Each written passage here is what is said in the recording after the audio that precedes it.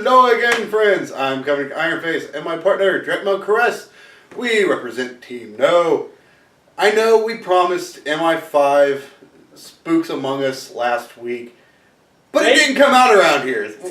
Nowhere around here. It was probably a European release only, which I have no way of ever seeing that on my app. So. We really went looking for it.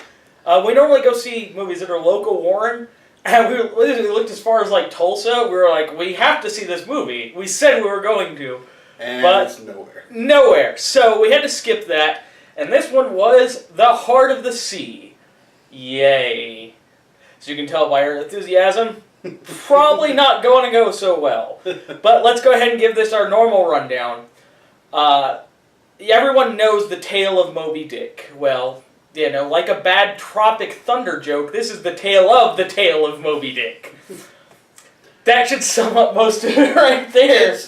It's the telling of the original story that inspired... it's the telling of a story based off of the original tale that inspired Moby Dick. So it's a little different here. But, break it down, Captain and First Mate are both important characters, just like Moby Dick, although they have different names. I wanted him to be called Ishmael. That would have been great. But this story is actually told from one of the crewmen, from his point of view. And these whalers leave, going to hunt whales. They come across, after a lot of stupidity by their captain, and their first mate captain butting heads, they come across a whole school of whales. Anyone knows what Moby Dick is, so what do they find? Giant white whale. Yay! They're even warned of this beforehand, though. No, not only are they warned of this, they said, hey, here's a bunch of whales, but our ship was sunk by a great one. Huh, that sounds like fun. Let's go do that. Let's go do that. So, guess what the white whale does? Spoilers for anyone, it sinks their ship. And the tale goes on from there, pretty much how they survived from their ship being sunk and what goes into that. I don't think, for his own story here, I don't think the whale got enough screen time. He was only around for like 15 minutes. Anyways, what about our wonderful cast of not-important people? There's actually quite a few, quote-unquote, important people. There's, of course, the captain, George Pollard. There's the first mate, which is Chris Hemsworth, which he shows up most of the movie, so you would think he's the main character, but he's not the one telling the tale, so it's really confusing. And then there's the guy who's actually telling the tale, the old man who was a young man at the time. And then there's Herman Melville. And almost none of them really get enough screen time or emphasis to really tell anything about them. The only thing you know is that the captain's an idiot. Chris Hemsworth is a super sailor because he does everything right. Everybody respects him. But we really don't know why. We see him do a couple of things, save a couple of lives, but we really don't see any emphasis on his actual character of the character. It's just, I'm here, I save lives, I'm awesome, do it. Yeah, nothing really goes into detail about him, just, look, it's Superman. Oh, well, why is he Superman? Because he's Superman. Oh. Yeah, pretty much. And a lot of that can be said because, like I said, it's the old man who used to be a young man in the cruise, and he looked up to the character that Chris Hemsworth was playing. So you can really see a lot of emphasis on that. It's like rose-colored glasses. That's the phrase I was looking for. But you really don't see any emphasis on any of it. So I really can't say much for any of their acting. They all did their jobs pretty well, just nothing really important to show. It kind of felt scattered. The important characters didn't feel that important, and our subcast and subcharacters didn't feel like they were there at all. The only of all of the crewmen that they run into and random people and this, the only few people that I felt had any feeling to them was one of the heads of the ship owners back at port, because they you could genuinely see that they're greedy people who wanted to cover it up, and the one crewman who I'm not going to say how, but he ends up sacrificing himself for the captain, even though he felt like kind of a dick through most of the movie. He was, and his sacrifice really didn't make a lot of sense. It didn't. Well, he. The only thing important about this character is he was the captain's cousin, and so he sacrificed himself apparently to save his cousin and the rest of the crew. But up to that point, he had been a real dick. And that's the same guy from The Purge, isn't it? So I mean, just like I'm gonna be a dick. I don't know the actor's name. Sorry, he's not a huge famous actor, but the main guy from The Purge, if you've seen it, he just feels like he's got that sociopath smile and is just a dick in whatever he plays. Yeah, pretty much. Overall, during the movie, there are some scenes that they show a lot of emphasis to random objects, and it really seems confusing to me. I mean, I'm not a sailor person, so I of course don't know the emphasis of any of this crap.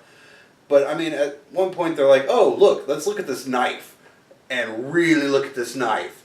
And I mean, you can see Chris Hemsworth and everybody back here, but they're all fuzzy. They're really showing the emphasis of this knife. What? Never again. Never what's mentioned important again. about the knife? There was the captain has a clock too that they made a big deal about him winding it up and using it, and later he tried to go back and save it when the ship sank, but it never mentioned why. It's not like it was important. Was it a gift from his father? And another instance was the markings on the boat. Like they had markings of how many whales it had taken down or something like that. Yeah, and then there was markings on the table of the old guy. I mean, really intricate stuff on the guy's table. What's the significance? What does it mean?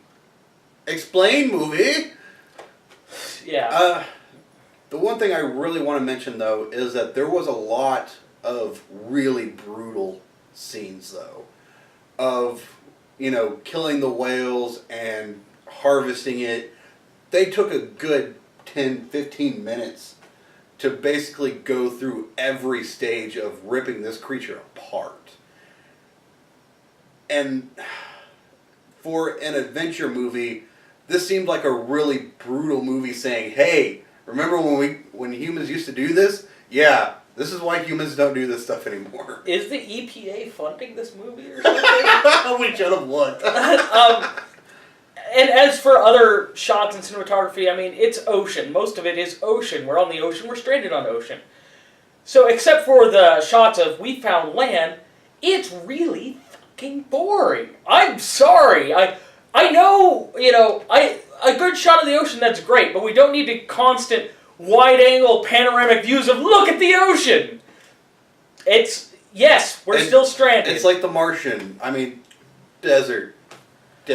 I think okay, we get it. You're in a desert, and we're calling this Mars. Gotcha. I think the only good set that I saw in the movie was the port. They're there at the beginning. They're there at the end. And I mean, it did look like a really good, bustling port. A lot of people there, acting like what you'd see in any maritime city, essentially. That was a great set. The rest of it was boring as hell. So, overall, I don't think, unless you're a huge not even cinematographic snob. I mean, unless you really love Moby Dick, I don't think this was worth it at all. I wanted to go to sleep through most of the movie. It was, mostly boring shots, not very enthusiastic actors, a lot of boring and just talking. I think this would have been better as a book. Maybe. At least, the book of the story about the story of Moby Dick. They made a book out of that? I kind of disagree, and that's because I'm slightly more of a cinematic snob. I think as a anti-adventure movie. It's like, hey, yeah, there's great adventure upon the sea once upon a time, but if you don't know what you're doing, you're going to get your ass kicked. And this is, I think that's the main point of this story is like, just don't mess with nature. So I think from that standpoint, it was a decent film. It wasn't really good. I don't feel it was worth it myself, but I can see where some people might appreciate it. If we rewrote the story from Moby Dick's point of view and made him the hero that saved the whales from the humans, then it might be worth it. I think they made a movie called Titanic. I'm talking about the animated one. Oh god, that was horrible. Anyways, so we both don't think it much was worth it. Probably not even worth it on DVD. I found it extremely boring. I mean, like I said, there is that good aspect of it, but I don't recommend it myself because I'm all about the entertainment of movies. I mean, there's other purposes of movies besides just entertainment. This is a really good story, just not very entertaining one. it wasn't well delivered. That's another reason we think the EPA may be involved. Anyways, so of course, coming up next, the one we're waiting for, Star Wars. If you don't have your tickets by now, you're not getting them. You're probably not going to get them. But anyways, if you want to see more on that, of course, go ahead and click our like down below for more videos, and subscribe if you want to listen to more of our rants, especially of the upcoming Star Wars. Don't worry, we will do our best not to give spoilers for those of you that want to go see it yourself, but we will see you next time. Oh, please, the internet will. See you guys.